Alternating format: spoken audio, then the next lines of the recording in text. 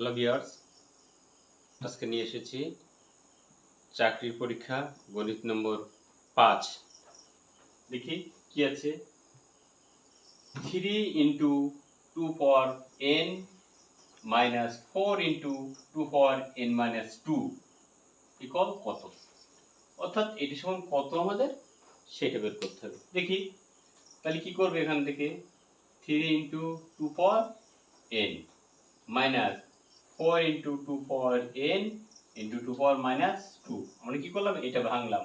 কি আমার সূচকের নিয়ম কি, এই 2 পাওয়ার n এই দিলাম ইন্টু 2 পাওয়ার মাইনাস 2, এই যে 2 পাওয়ার মাইনাস 2, অর্থাৎ এই দুইটা পাবে, দুইটাকে আমি ভেঙে দিলাম।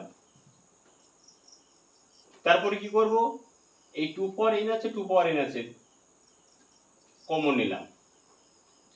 তাহলে এখান থেকে 3 মাইনাস এখান থেকে 4 ইন্টু এইটা আবার কি লেখা যায়, এই পাওয়ার মাইনাস আছে, মাইনাস থেকে পাওয়ার মাইনাস থেকে আমরা কিছু করতে পারি, সেটা প্লাস করতে হয়।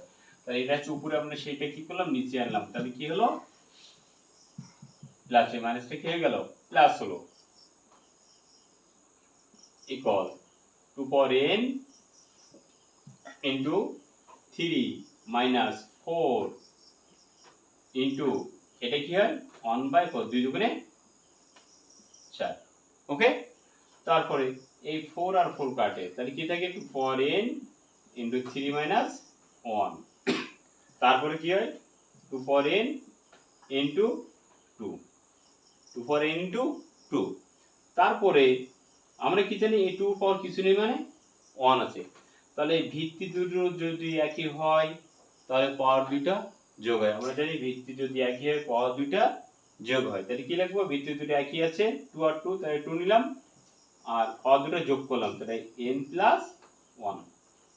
আশা করি বুঝতে পারছেন। দেখেন উত্তর হবে 2 পাওয়ার n প্লাস 1। আশা করি বুঝতে পারছেন। আল্লাহ হাফেজ।